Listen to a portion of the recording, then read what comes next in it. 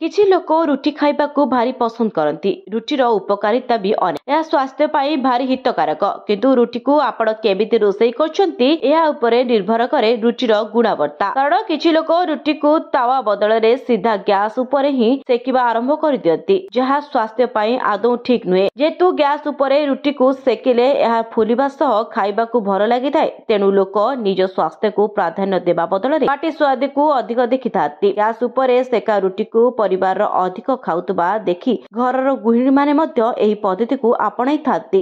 କିନ୍ତୁ ସ୍ୱାସ୍ଥ୍ୟ ଉପରେ କେତେ ପ୍ରଭାବ ପକାଏ ତାହା ସେମାନେ ଜାଣନ୍ତି ନାହିଁ। ସିଧା ଗ୍ୟାସ୍ ନିଆଁ ଉପରେ ସେକା ରୁଟି ପୁରା ପରିବାରକୁ ହସ୍ପିଟାଲରେ ପହଞ୍ଚାଇ ପାରେ। ପରିବେଶ ବିଜ୍ଞାନ ଏବଂ ପ୍ରଯୁକ୍ତି ବିଦ୍ୟା ପତ୍ରିକାରେ ପ୍ରକାଶିତ ଏକ ଅଧ୍ୟୟନ ଅନୁସାରେ ଏହି ଉପାୟରେ ରୁଟି ସେବିକା ଦ୍ୱାରା ବାୟୁ ପ୍ରଦୂଷଣ ନିର୍ଗତ ହୁଏ, ଯାହାକୁ ହୁର କ୍ଷତିକାରକ ବୋଲି କହିଛି। ଏହି ପ୍ରଦୂଷଣ ଗୁଡିକ ମଧ୍ୟରେ କାର୍ବନ ମନୋକ୍ସାଇଡ୍ ଓ ନାଇଟ୍ରୋଜେନ ଡାଇଅକ୍ସାଇଡ୍ ଅନ୍ତର୍ଭୁକ୍ତ।